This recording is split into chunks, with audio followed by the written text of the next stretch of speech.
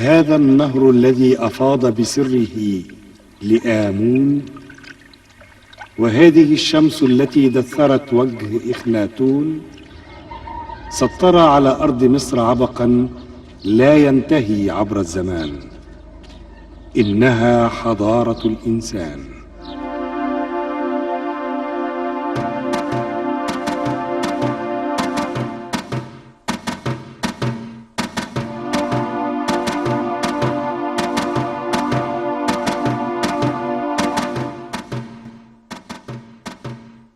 تم بناء المتحف على مساحة 50,000 متر مربع، وقام بتصميمه المهندس محمود الحكيم.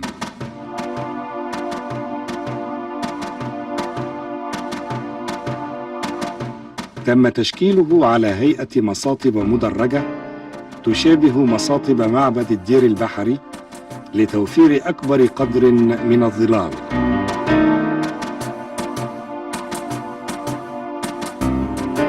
وروعي أن يكون متوافقا مع البيئة المحيطة، متوائما مع مفردات العمارة النوبية.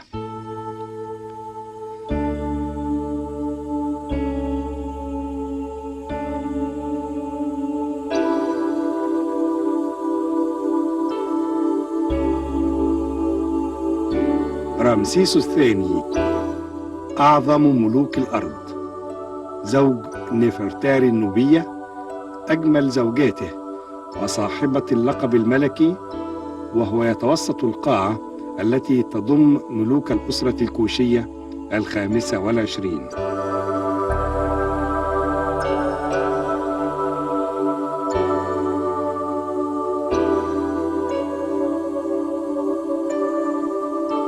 وأبرز ملوك هذه الأسرة هو الملك بعنخي الذي رمم العديد من المباني الدينية في مصر.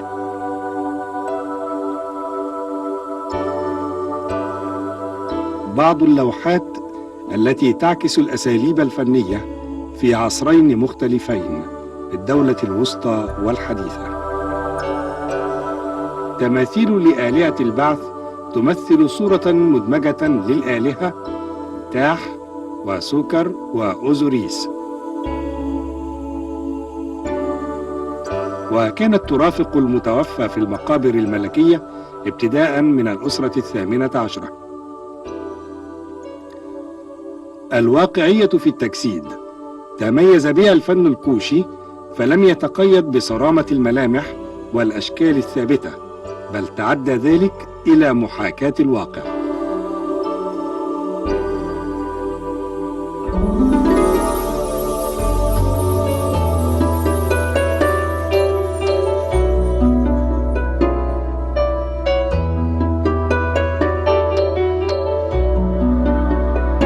اعتمد الإنسان البدائي على ذاكرته وملاحظته القوية للحيوانات والطيور التي وجدها في الصحراء النوبية، فقام بتسجيلها على الصخور وفي المواضع التي كان يحتمي ويستظل بها.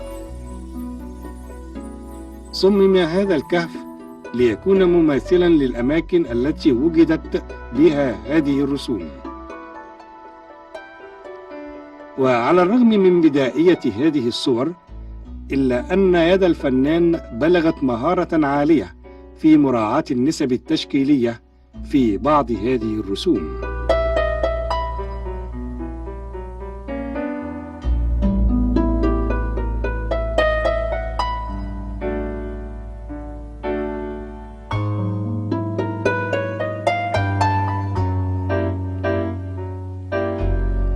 بعض أشكال دبابيس القتال والأدوات التي استخدمها إنسان الكهف.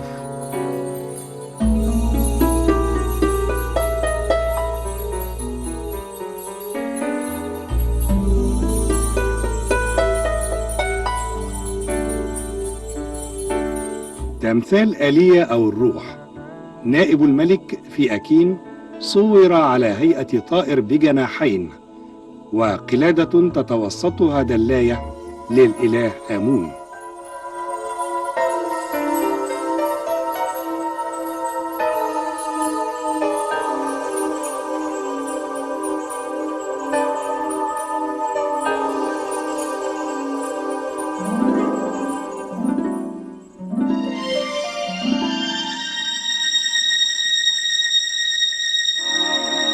تمثال حور إم إخت ابن الملك شبتاكا والكاهن الأكبر للمعبود آمون، ملامحه تشير إلى أصل كوشي من الأسرة 25.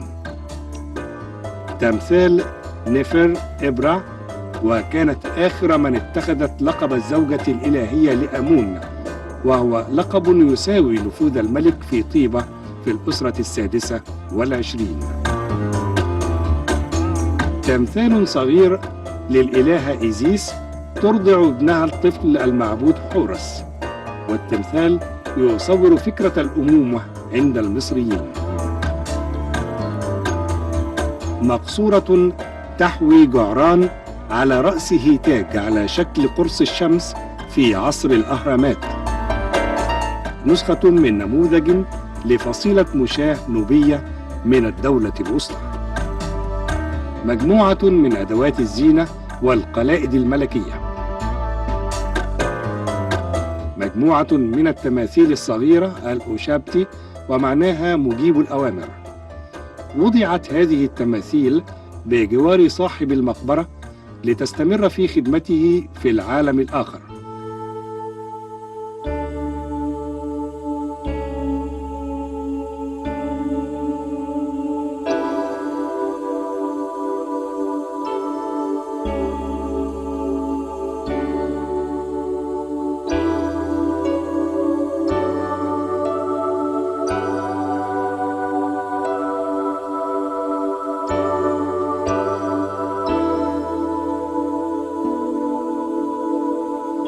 أدوات الحياة اليومية: أواني الطعام والشراب، وأواني حفظ الحبوب.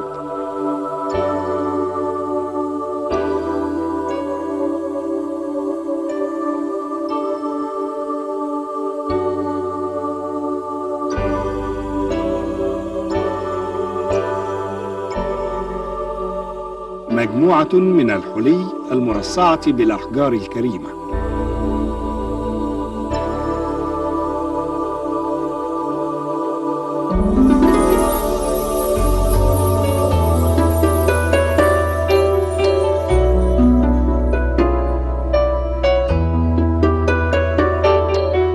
بعض الخواتم والأساور والمشغولات والعقود وأدوات الزينة التي تتميز بالدقة والمهارة البالغة في التصميمات.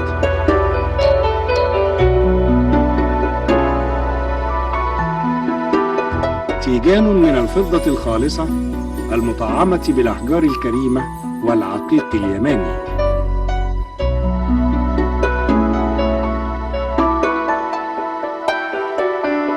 عادة دفن خيول المتوفى المحببة إلى قلبه بجواره لتخرج معه للحياة بعد البعث في أبهى صورة،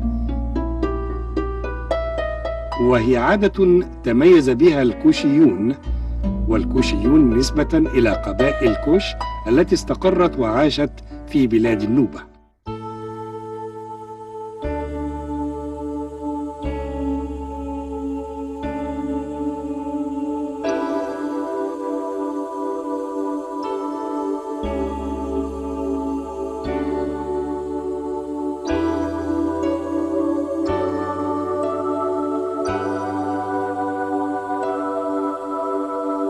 مجموعة من التماثيل الجرانيت تمثل عصر الانتقال الأول والدولة الوسطى. تمثال حقيب حاكم إليفنتاين وهبه له أخوه آميني سينب لتخليد ذكراه في عصر الملك سنوسر الثالث. تمثال أمينياتو من الأسرة 12.